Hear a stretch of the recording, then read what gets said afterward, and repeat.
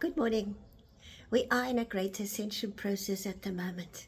The earth is now really accelerating that ascension process, and as this happens, we are going to be pulled more and more into higher service. This higher service is often that greater escalation of what is within us so that that can manifest outside of us. So we've got to be very careful about what we wish to manifest in our lives and how we choose to live it. That means how we choose to rise above everything instead of getting ourselves sort of like pulled down in the quagmire of what is now happening or going to happen in the next few months. To me, this is always a daily thing, a daily and nightly thing before you go to bed, to clear your energy fields in the mornings, to really prepare for that day in the most beautiful ways that you can. It means to bring that beautiful being that is within you, that soul, into form and being. And of it, your soul has got all these wonderful talents and abilities, all the knowledge that you need. You were prepared for this for thousands of earth years before you incarnated this time around. And it means that you now need to utilize all those gifts and talents and bring this into new form and being.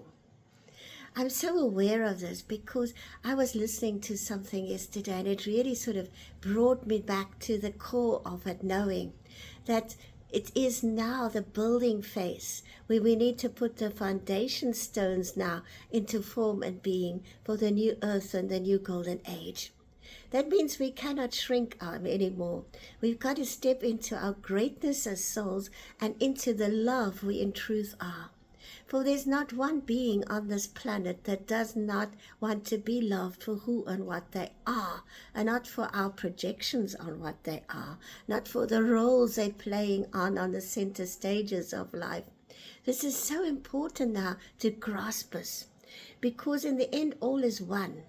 I'm not separated from you and you're not separated from me. We are one and the same, and so is all life on this planet.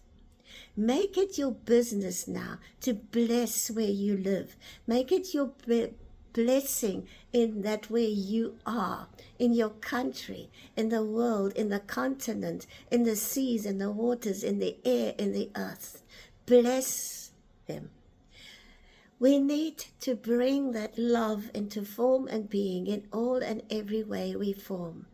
But it's within our hearts that it starts. Our heart center is immensely powerful. And when it's connected to our soul and to the highest divinity within us, we cannot shrink ourselves. We cannot sit still. We need to be out there and being who we in truth are. That doesn't mean that if you are in meditation that you are not having ripple effect on everything. All this frequency and vibration. But it's also in your heart core. Where do you wish that changes need to come? Then be that change that brings the change into form and being. You know, it's not a matter of sitting still. It's a matter of being the expanded being you in truth are. The expanded soul. And that means if you are a universal master and you are currently in this life, and there's many of us, then you are that universal master. You expand into the cosmic soul you in truth are. And that means that you are busy changing the frequencies and vibrations of where you are. And the more you ask for blessings and the more you bestow blessings on everything, you know, when you bless something, you cannot hate it. When you bless something, you cannot be separated from it because it needs to come from your heart. It needs to come here from the source of all love. And that's where the 33 petals of your heart rose opens. And everything that is still within any part of those petals that is separating you, that is alienating you, that is there still in judgment, that needs to be brought to the fore so that it can be released. Through forgiveness, true forgiveness, wipes the slate clean. Shame, blame, and guilt just puts more muck into that, and eventually everything gets clogged up. And a lot of people still blame themselves for things that happened years ago. They are in shame because of a perceived shame of what they did wrong. But the thing is, you also need to do the inner work to let go of that. And the thing is, when we blame and shame others, we're only blaming and shaming ourselves. You know, everybody chose a certain role in this lifetime, and everybody chose to be born where they were, where they wanted to be born, and also they chose their parents and their family and whatever else. And before you even incarnate on this planet, you sit with your higher guides and you preview your life on earth. And then all those souls that you still had negative patterns with to dissolve, all agreed to be in your life in some form or another in this lifetime. And they often come as our challengers. They're the ones that challenge us to the core.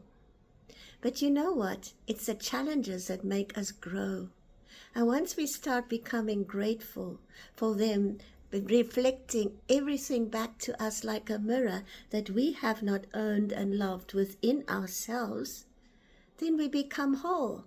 And the more whole we become, the more we experience wholeness and unity and oneness outside ourselves.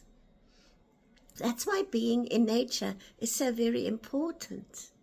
And I had one of my students saying, oh, but she loves, living in the city. I said, well, there's nothing wrong with living in a city. That's where you want to live. But there's always green parts in the city that you can go to, like parks, etc. The thing is that we are really now, Mother Earth is helping us to connect not only to the deepest core of her, but also she is ascending, and her energy centers are vibrant and alive now as they're merging with the new earth. So when we actually walk barefoot on Mother Earth, we are absorbing that. We are not only getting grounded firmly into the new earth, but we also become a bridge between heaven and earth, so that the energy can flow through us and up us. It goes in and out. Needs to go up and down. That's why above is below. And what is within is without. The more I work with the whole concept of that, and with the intergalactic core and the universal core, the more I realize how one is. And if you still sort of like think small, then go outside at nighttime and go and look up at the stars and see. Go and look at astronomy and all these wonderful pictures that are coming from all these universes and galaxies and star systems and constellations. And boy, you can't shrink yourself anymore. There's nothing as beautiful as standing in the great motherships of the intergalactic fleet and looking out in the wide expanse before you. You become very small. And I mean, the earth is just a tiny speck. The further you go, you can't even see her. But that earth is so important, because this is like a whole universe is holding their breath, because this little planet was a crown jewel of creation when she was created. And she is given the opportunity to finally come out of the doldrums of the third dimension and back into where she was first created, in the seventh dimension, which is often referred to as the seventh heaven. What an opportunity! And what an opportunity for your soul to be here at this time.